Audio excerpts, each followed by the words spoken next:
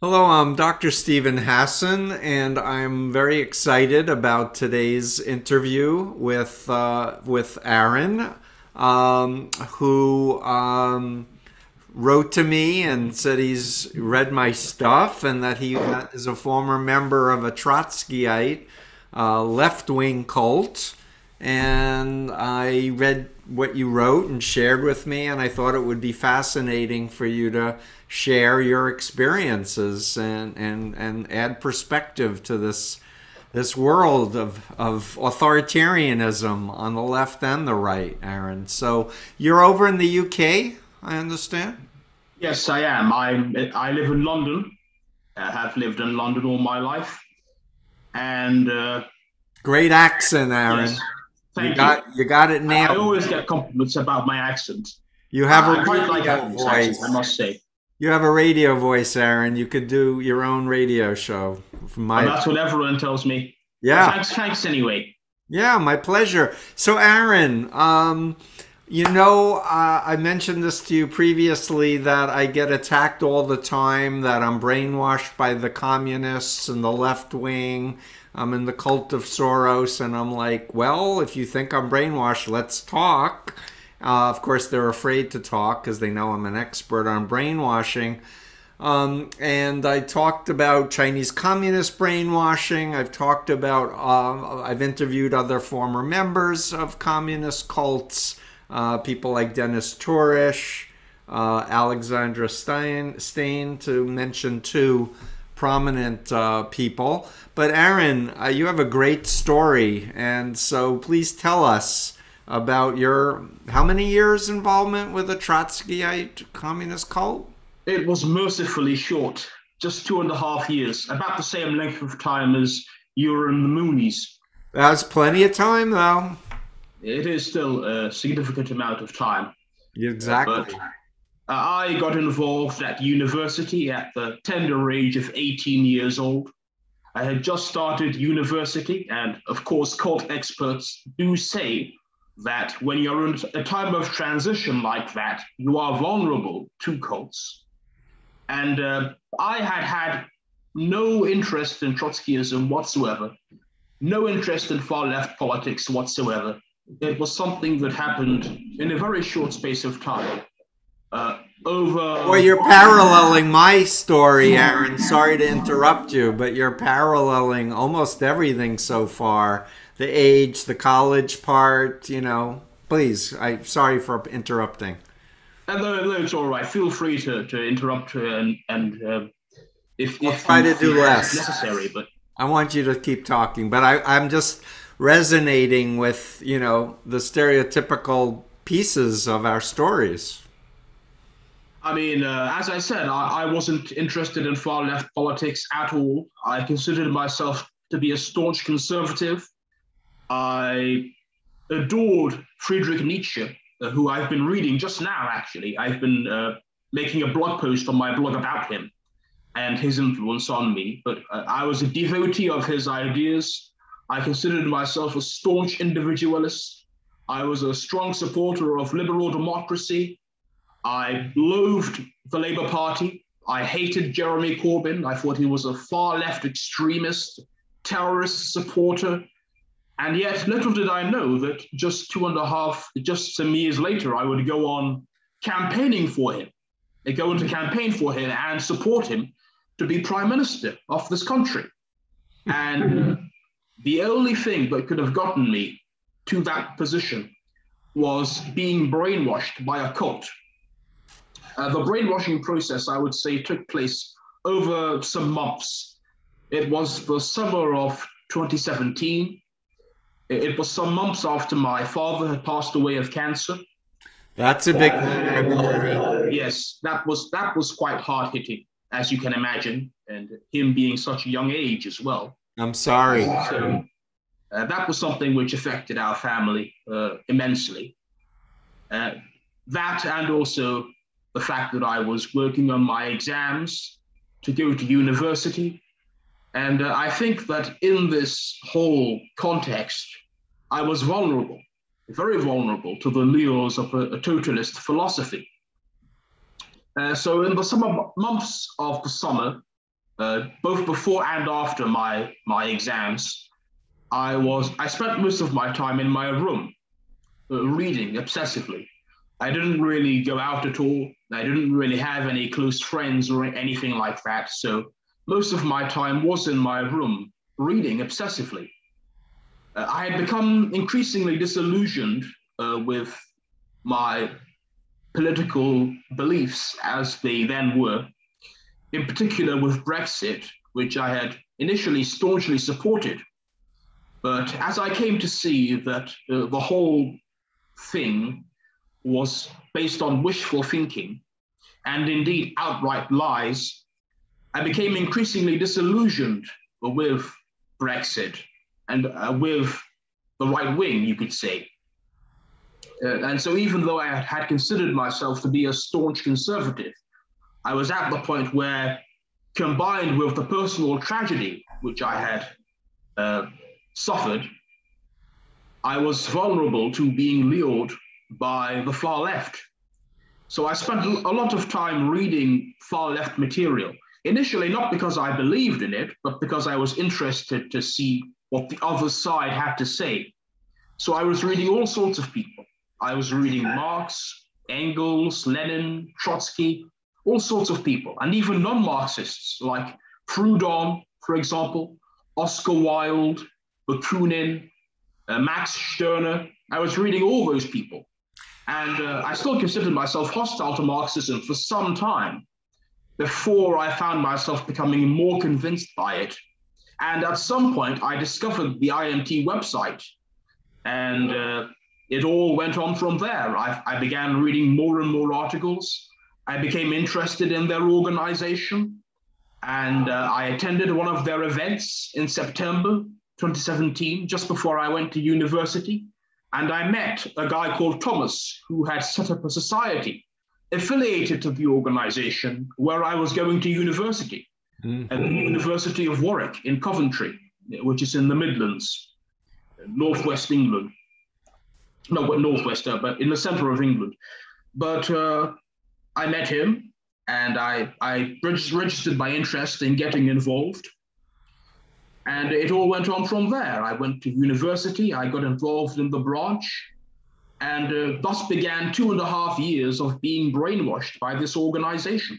One difference was that my girlfriend had dumped me and women were flirting. It sounds like you were intellectually exploring and went to their website. Yes. And from there they recruited you. Is that correct? Yes, that is correct. And I joined the organization when I went up to Coventry, to university in the West Midlands. And I got involved. And it was a truly bizarre world I entered into. If you had asked me just 6 months prior to that, whether I would get involved in a far-left cult which wanted to overthrow liberal democracy in favor of communist dictatorship, I would have laughed at you. I would have said, what are you talking about? I hate communism. I hate Marxism. Marxists have caused tyranny and mass murder everywhere they've seized power. I have no interest in that. But here I was, now part of this Marxist organization. And I should also mention that even though I ended up converting to Marxism, even when I joined the organization, my understanding of Marxism was still different from that of the organization. I considered myself to be sympathetic to libertarian socialism. I was still strongly influenced by Nietzsche. I thought that you could have a socialism which combined social solidarity on the one hand with individual freedom on the other. Little did I know that their conception of socialism was, of course, radically different from that, and in fact has more in common with Stalinism than I had previously believed. So I entered into this bizarre world of the organization, and what I found was that I was spending more and more time in that environment, what Lifton called Milieu Control, right, in which you are gradually being turned into a clone of the group.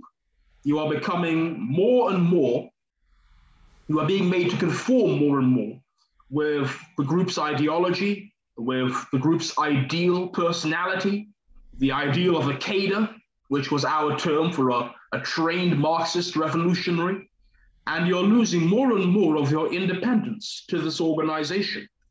So before I knew it, I had been completely brainwashed, and my own independent understanding of politics and of socialism had become subordinated to this organization, which claimed that only it could save the world. Only our tiny organization of a few hundred members in Britain could save humanity and could make the revolution. That was our belief. Right. And we were part of a larger worldwide organization called the International Marxist Tendency. The British section of that is called Socialist Appeal. And it's actually the successor to what was the militant tendency, which Dennis Torres was part of. But this was a famous Trotskyist group which existed in the 1980s. I just want to add, Dennis Torres is a professor of business who wrote a book on political cults, and I've interviewed him several times. Yes, that book's brilliant. That actually helped me leave the organization, but I'll come on to that later. Okay. So anyway, it was originally the militant tendency, and then there was a split, which I don't want to go into too much detail about, but basically, Socialist Appeal was one of the two organizations that emerged out of that split, and was led by Ted Grant, who was the original founder of Militant and who has since died, and his second in command, Alan Woods, an elderly Welshman who is still alive and who's still in charge of the organization. And we were affiliated to an international organization, the International Marxist Tendency, which had sister organizations across the world. So for the first time ever, I got social media, Facebook, which I had previously avoided for very good reasons. But I got Facebook upon going to university, and I started friending all of these people from around the world who were all part of the organization. So this became part of the Milieu Control, in that all my interactions with these people on social media, they only helped to further brainwash me, because I was spending more and more time looking at what they were sharing, usually articles from our website, stuff they were saying about politics, what you might call hot takes on the latest political event, right, jokes, memes, etc. All of that really messed with my mind and contributed to the process of indoctrination. And we did encourage people who joined the organization to get things like that, because we saw them as useful from the point of view of promoting our organization's ideas. It was useful for sharing our articles, for sharing our message, for recruiting people. And so social media was a tool, very much a tool in our arsenal, as it were. Can I ask a couple of questions now, please, Aaron? So what did your mother and your family think about your conversion? They were, well, not exactly pleased at my joining this rather strange group. My mother was, I would say, fairly surprised at my involvement with such an organization. And she was very much derisory about the organization. She felt, well, if you're so interested in politics, why don't you get involved with a bigger organization like Labour or the Conservatives, something more mainstream? And she would say things like, oh, this revolutionary socialism that you talk about, it's never going to happen. It's all wishful thinking. It's all pie in the sky nonsense. How long have they been campaigning for this revolutionary socialism? It's never going to happen. Mm-hmm. And I, of course, being brainwashed, ignored her. And of course, she turned out to be right about what she was saying.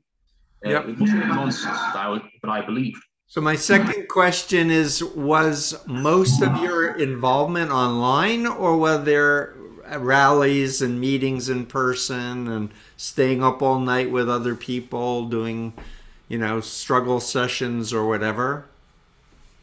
Well, I would say that although the organization is a cult, it wasn't quite as extreme as some of the other far left groups that I've read about. We did have a very intensive set of activities that we expected all members to do. For example, every week we would try and do a paper sale on campus in which we sold our papers and our other literature to members of the organization, to outsiders, and we would use that as a means of gaining what we called contacts, which was our name for people that we were trying to recruit into the organization, and of course raise money for the organization. So we did that. We also had branch meetings every week, which were meetings for members of the organization on campus.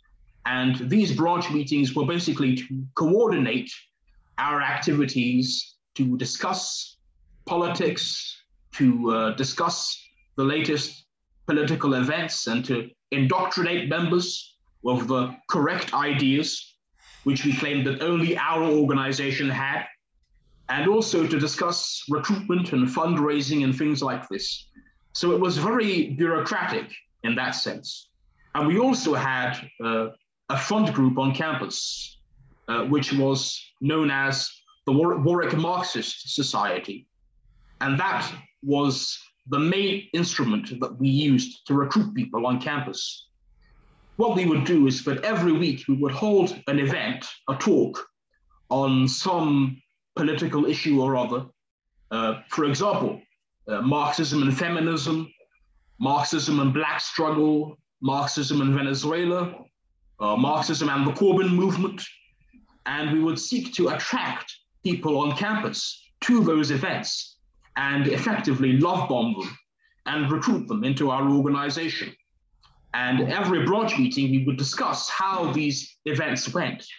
And we would talk about who in those events was promising. We would talk about how to get them in. We would often be quite rude about them behind their backs, as cult members often are about people who aren't in the organization. And I never felt comfortable with this. I think there was always part of me which found this somewhat cultish and was somewhat perturbed by it, because it was all very somewhat manipulative, if you get what I'm trying to say. It did come across as if we were almost trying to trick people into joining. So I always secretly disliked contact work. But of course, I never said that openly. I sort of kept that to myself. But I was always uncomfortable about that. And of course, that's one of the niggling doubts that I suppressed that would later come to the fore just before I left and influence me to leave the organization. You told me, Aaron, that you read my book and that you are familiar with Lifton's work. Can you tell our listeners a little bit more of what you mean by brainwashed by this cult? Well, obviously, brainwashing is a very controversial term. Personally, I think it still has validity, as long as you're careful about it. But when I say I was brainwashed, I don't, of course, mean that I was had a gun pointed to my head and was made to transform myself overnight, necessarily. It was much more subtle than that. Basically, once you join the organization, anyone who joined, and also people who hadn't joined but were trying to recruit into the organization, would be bombarded with our material, with books published by our organization, with magazines and newspapers that we had published. We published a new newspaper every 2 weeks. We would bombard them with our articles from our website, and they would spend all their time reading this and wouldn't have time to access any outside information. And even if they wanted to, they would be discouraged from doing so, because they'd be told that that was bourgeois propaganda, or that was corrupt information which they should ignore. And so they would spend all their time reading stuff just from our organization, and they would eventually end up deprived of any independent thought of their own. So that was one aspect of the milieu control, which was very strong. And I in particular, I think it was the one was strongest for me, because I'm an obsessive reader. I love to read. And I would spend all my time reading this stuff so that I neglected the stuff which I otherwise would have read. Aaron, when you say you're an obsessive reader, how I hear it is you love to learn, that you have a curiosity Precisely. and a desire to understand what is reality and what is real and what's going on. Precisely. And I think it was this intellectual curiosity that was exploited by the organization. Because what all of these cults do, this is something which I've noticed, is they will always try and appeal to the open-mindedness of people they are trying to recruit, despite themselves being very close-minded. So they'll say things like, "Oh, we're not trying to brainwash you. We want you to think for yourselves." But of course, they don't want you to think for yourselves. They want you to think what they think. Exactly. So they effectively appeal to that part of me that likes learning about things. And I knew nothing about Trotskyism, so I was keen to read as much as I could about this ideology. And it helped that Trotsky was a brilliant writer. Whatever you think of him as a politician, and I completely disavow his politics now, he was a brilliant stylist. And I think that was certainly one of the things that encouraged me to read his writings and to read his work and even see it as gospel truth.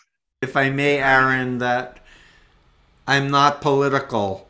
And people say, how could you write a book called The Cult of Trump if you're not political? And it was really because I was in a cult and I'm a mental health professional and I was seeing the same kinds of situations generated in people who hated Trump and then loved him and thought he was the greatest leader in the world and that the world was going down the tubes without him, etc., etc. So to be honest, I really haven't studied Trotsky and Stalin and all of these different political ideologies except from the angle of understanding social psychological principles and such. But I admire your passion and your intelligence. You're obviously a very well thoughtful and articulate person. So please continue with what you want to share with our listeners. Well, thank you for those kind words. But that basically what I've described in about the organization in terms of how I was recruited and effectively had thought reform used on me is, I think it would be fair to say that those were the tactics we used upon everyone who we tried to recruit. I don't think that I am necessarily a unique case, although it often felt like that once I'd left. I did often feel as if I had been uniquely duped, as if I was a fool for falling for this nonsense. And yet I would read about the experiences of people like yourself and people like Dennis Torish, and I would come to realize that I wasn't actually that unique. And I would read about people who had left other Trotskyist groups, like the IMT, for example. And I would find that the parallels with my own experience were striking. That's great. Share a little bit more about your disillusioning experience or moment or process, because I think there are probably a lot of people who have no exposure to anyone involved with a left-wing authoritarian cult. Well, it all happened in a very short amount of time. Basically, around February 2020, about a month or so before I left the organization, I started questioning certain key aspects, but the main aspect that I began questioning was our narrative around Stalinism, about how Stalinism happened. Basically, according to our narrative, Stalinism had nothing to do with Lenin and Trotsky. They were innocent of all the crimes of Stalinism. Stalin was the gravedigger of the revolution, as Trotsky called him. He betrayed the revolution. The Stalinism happened, from our point of view, not because of anything Lenin and Trotsky did that led to Stalin taking over, not because of any flaws in the whole project, but because of the difficult, what we called objective conditions of Russia at that time. The poverty, the backwardness of the country and the society, the fact that it was isolated from the entire rest of the world, isolated from Europe and from the advanced countries like Britain and France and Germany. And imperialism, we also said that imperialism played a role in sabotaging the project, in keeping Russia isolated, in encouraging civil war within the country after the Bolsheviks seized power. But it had nothing to do whatsoever with anything Lenin and Trotsky did. They were simply powerless to prevent the degeneration of the revolution and the seizure of power by Stalin. And I accepted this uncritically for most of my time in the organization. Then I began thinking that actually this didn't make any sense, because we would always stress the importance of Lenin and Trotsky as individuals.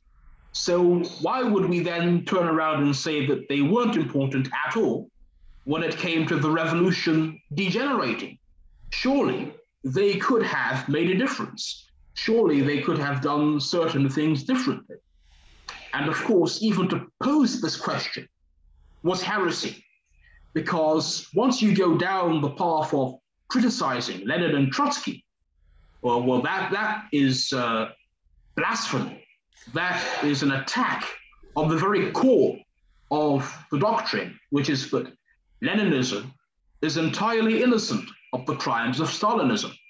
And what's more, that Leninism is still absolutely relevant in our own day in terms of overthrowing capitalism and creating a new society as an alternative to capitalism.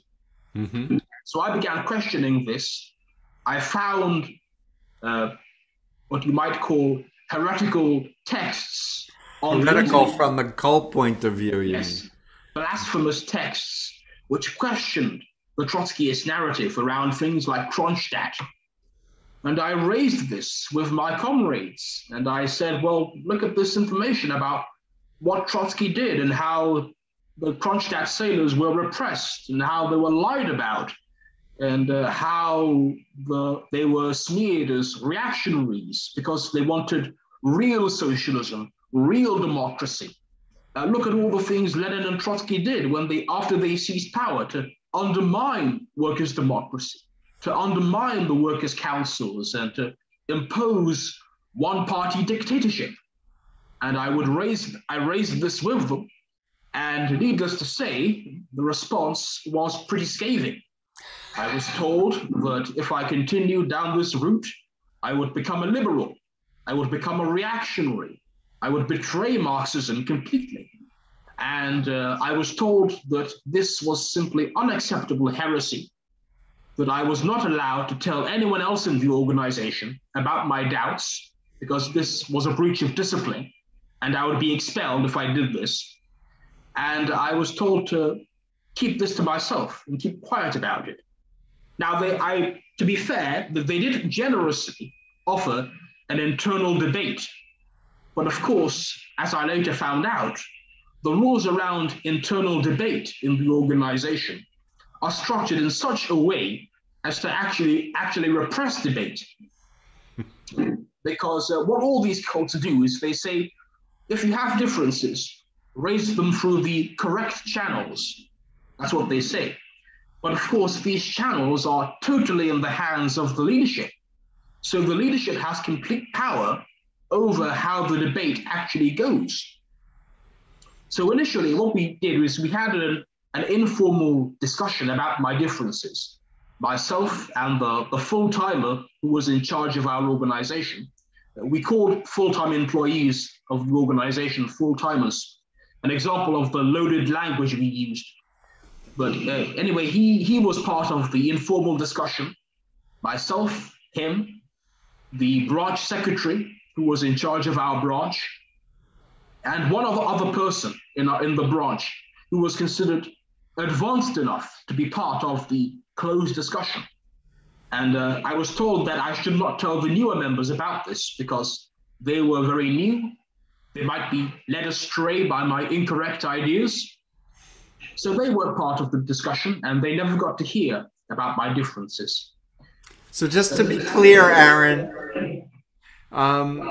it was your intellectual curiosity and interest that got you reading materials. You continued to read and be indoctrinated, but at a certain point, your own integrity, your own intelligence, because you had learned what they said. And that was my experience with the Moonies. At a certain point, they repeat the same old, same old. It's like no new information. And it's like you reach a plateau, and it sounded like at that point you wanted a reality test. And I had that experience with the Moonies where I found a history textbook that challenged what I was teaching in my lectures. And there was a refusal to answer my questions in a responsible way. And what you were describing about you can only talk in channels and ask your questions, that reminded me of multi-level marketing cults where you're only allowed to express your doubts to your upline. Or in the Moonies, they had a different loaded term called multiplying evil by sharing your doubts with other people and such. And but I dare say, I could imagine these other leaders going, what are we going to do with Aaron? He's making too much sense. He's so smart. He's read more than we've read, probably. I mean, I had. I mean, yeah. I brought up stuff, but they hadn't even read about. Right, so their only option was to tell you to shut up and don't hurt anybody else or we'll kick you out. Precisely. And this is the reaction when you dare to challenge the leadership in a cult. This is what they always do. And I was a fairly senior member of my branch. So, of course, this was a disaster for them. They were paranoid about my spreading heresy, by disrupting the organization, by daring to challenge what they were saying. And look what you're doing now. You're doing an international blog video interview. Precisely. And well, we had this informal discussion, and it didn't go well. They weren't very happy about it. And but the full-timer actually sent me a message on Facebook in which he expressed a massive amount of anger towards me about how I had behaved in the discussion, about how I had supposedly derailed the discussion by bringing up incorrect information or topics that were taboo to discuss. And he wasn't happy about that at all. So I stood up to him and I told him that he was talking nonsense.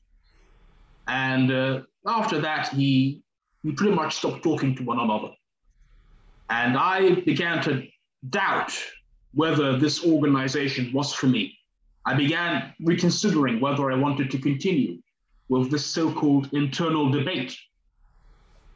I was told after we had that disastrous informal discussion that if I should read 2 texts recommended to me by the organization, and if I was still unconvinced by these texts that were recommended to me, then I should put my ideas in writing to the organization and send it to the leadership. And then the leadership will arrange a formal internal debate about my differences. Of course, the truth is that there was no guarantee that the leadership would bother to read this document. And this has happened with other people who have expressed differences in the past. And this is the same method they used in militant. People would write their differences on paper. They would write up a document. And what would happen is they would send that document to the correct department to be looked at.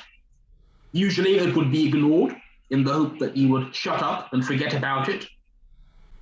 Sometimes they would actually read it, and the leadership would offer an official reply to your differences, usually shutting down any criticisms you had made of the organization. And that would be it. They would close down the debate. In very rare circumstances, they will allow some sort of internal debate. And these are the rules of this debate. What will happen is that the leadership will meet in secret from the rest of the organization in a smoke-filled room, and they will discuss your differences, and they will come to an official position about whatever differences you have expressed.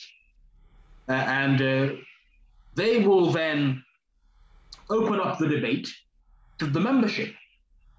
But the leadership will put immense pressure on the members to vote their way. And of course, with all of the leading members of the organization being against you, there's no way you can win, because the members have been indoctrinated to believe that the leadership is always correct, to believe that the leadership are the only people who can interpret Marxism correctly. So what almost always happens is that the leadership gets its way. And the result is that those who disagree either have to shut up about it and keep their differences secret, or leave. And there are so many examples of this happening in the Trotskyist movement. There are countless splits, and there are always these massive disagreements that pop up from time to time and cause these organizations to have schisms. Right. It's really bizarre. Right. That's why there are thousands of Trotskyist sects out there today, all claiming that they are the only true Trotskyists and only they can save humanity.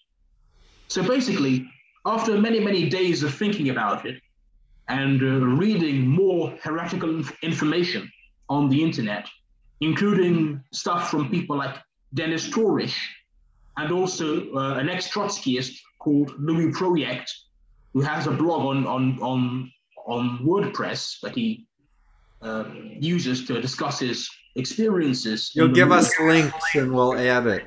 Yes, I can give the links to these websites. I began reading all the stuff, and I began thinking that this organization is not what I thought it was. This organization is a cult.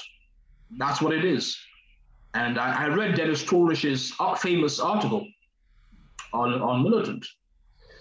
And I realized at that point that this organization I had joined with such enthusiasm just 2.5 years ago was a cult, and I had to leave.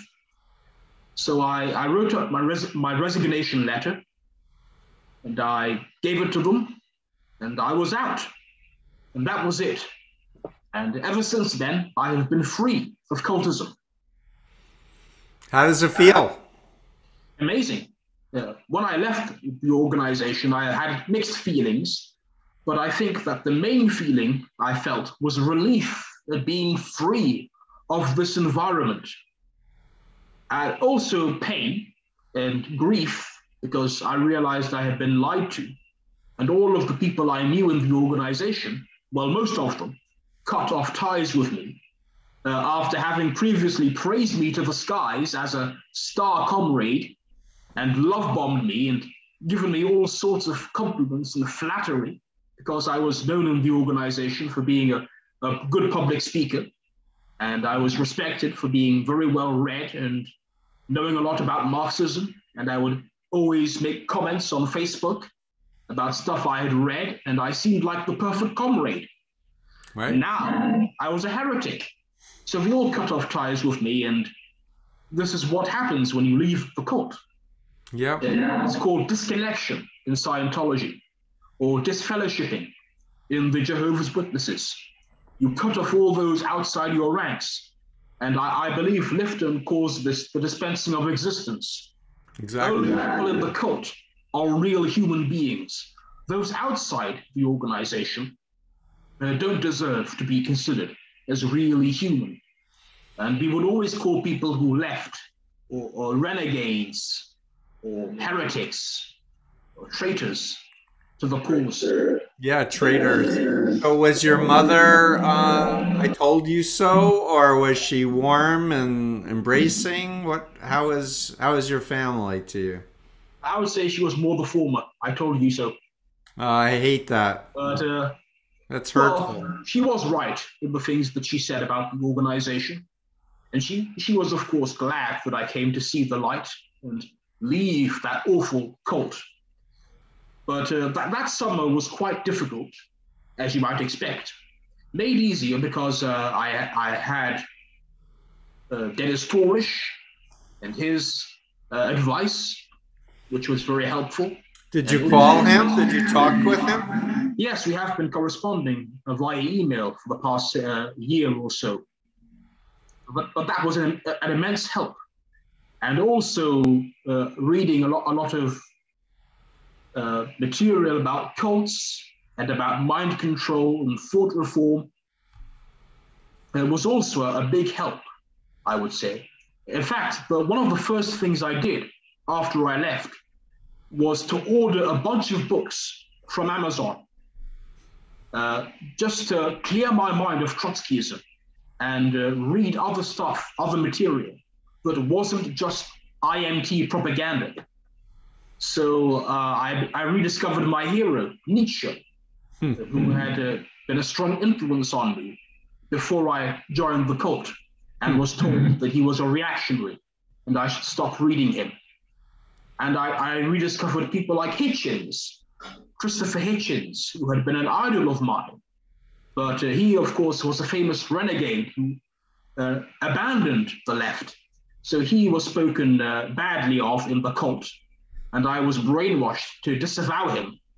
But I rediscovered him, and I began reading him again. And it was just wonderful returning to the real world and leaving behind this nonsense. Yeah, that's great. I want to recommend a book to you, if I may. Adam Grant he's a psychologist, organizational psychologist. He wrote a great book called Think Again. I think you'll enjoy it. And he also has a podcast that's free that you can. His name's Adam Grant, you said. Yes. I will try and look up. It's one of the books, one of the rare books, because I have so little time, that I read it and then I read it a second time. Like right after that. It's like, I need to read this again. Because when you come into a book, you have a mindset. And this was saying, abandon your set views, take your ego out of your ideological biases, adopt a frame of looking for the truth, looking for what's real, and challenge yourself to keep growing and re-examining the data.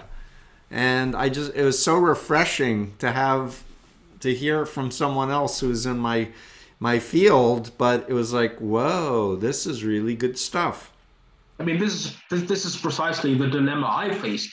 I remember just before I left, I was telling myself, look, if I stay in this organization and I go along with what they're doing, I am just going to lose more and more of myself and my ability to think critically. So it's either I stay in this organization and be their slave, or I reclaim myself, I declare independence, I take back control, to use the famous Brexit catchphrase, and I think for myself.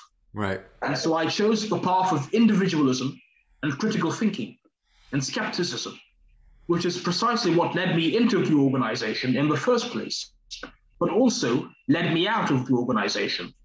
So right. I'm happy to say that I'm finally out of that awful cult and free. And I actually got round to reading your wonderful book about your experiences in the movies several months ago. and Was that found combating cult mind control, yes, Aaron? yes, and found the parallels so striking. In particular, that conversation you had with your dad over the phone about Nixon. You hated Nixon, you despised the man, and then here you were campaigning for him and fasting for him. That was me with Corbyn. I mean, I despised Corbyn.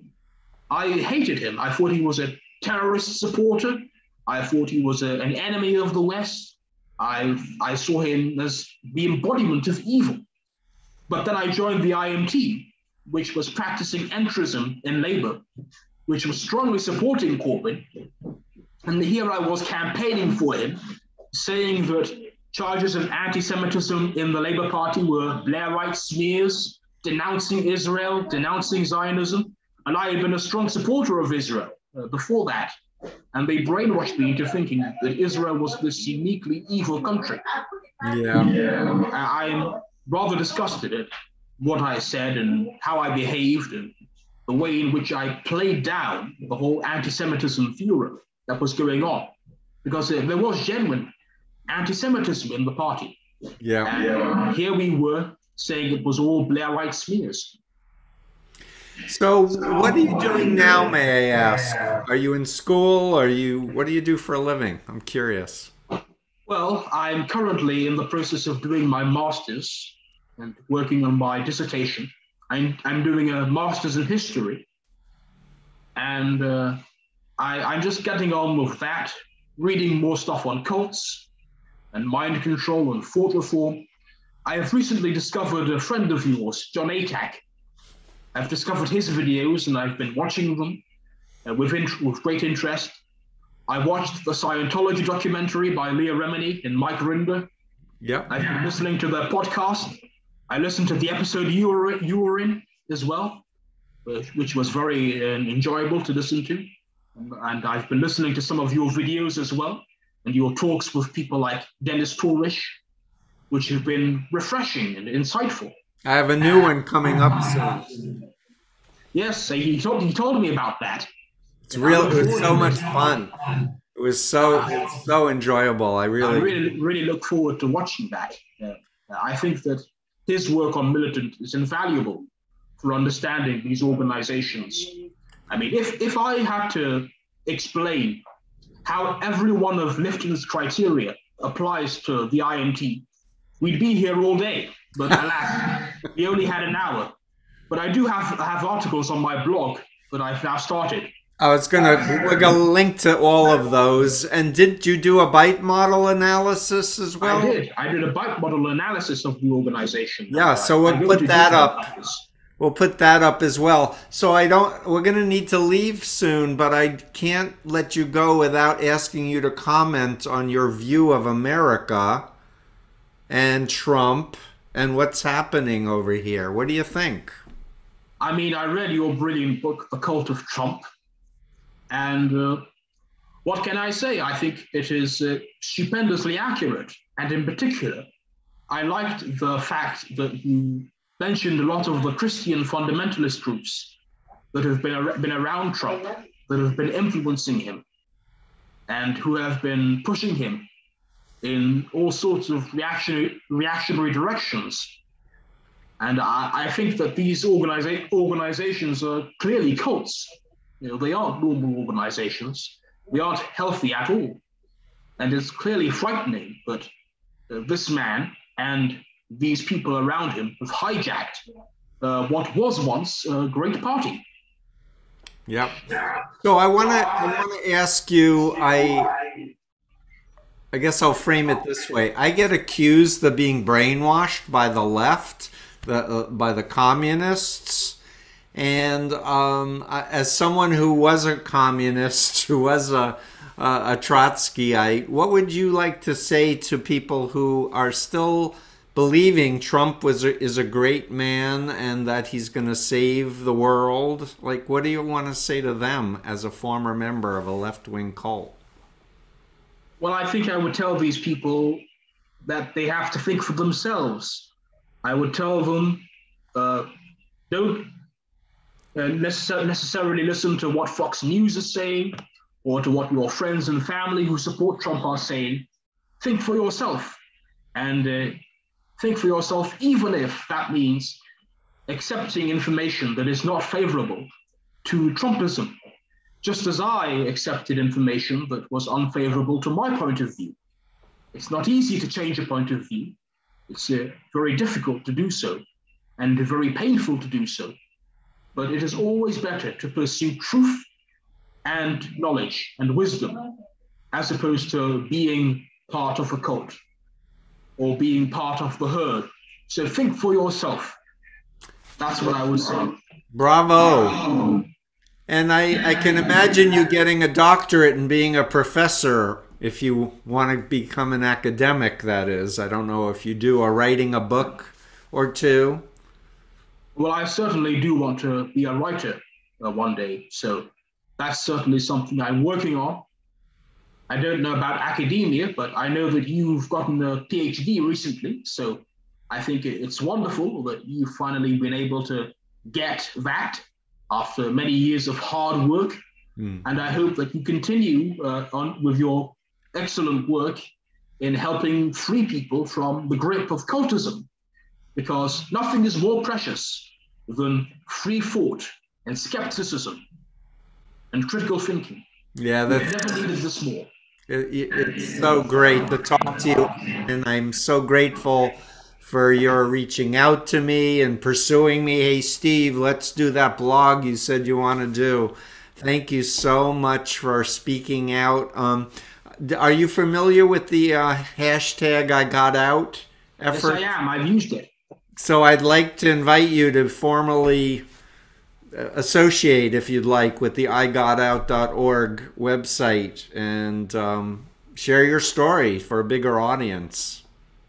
Well, I certainly support that initiative, and I think it's wonderful that so many people are sharing their stories of how they escaped cultism. Every day wasted in a cult is a tragedy. And I'm just glad I got out after 2.5 years. And you got yourself out, so kudos to you. I was lost. If I didn't have that accident and my family intervened, I could still be in there, as was evidenced in my interview with Ed Kaufman, who was in 36 years before he finally woke up and realized that it wasn't what he wanted to believe it was. And one last point I did want to make to you, and that was, you know, if anyone's listening who's currently in a group and is thinking about all the things that you've shared, another thing to think about is, do you want to associate with a group and recruit more people into a group if you're not sure that they're legitimate or healthy or good, or that it's not working for you? Why would you want to involve yourself in someone else's life and potentially get them involved with a destructive cult? Precisely. I mean, this is a problem I faced, which is why I left. And actually, I put the question to the full-timer for my region in the organization. I told him, how can I tell other people the good news, the gospel of Trotskyism, if I don't find it convincing? And he's effectively said that, well, that's your problem. Wow. So I'm glad that I'm no longer involved and that I'm no longer tricking people into joining what I now see is a cult. Great. Thank you so much, Aaron. Thank you. Thank you for this wonderful opportunity. It's my honor. Thank you.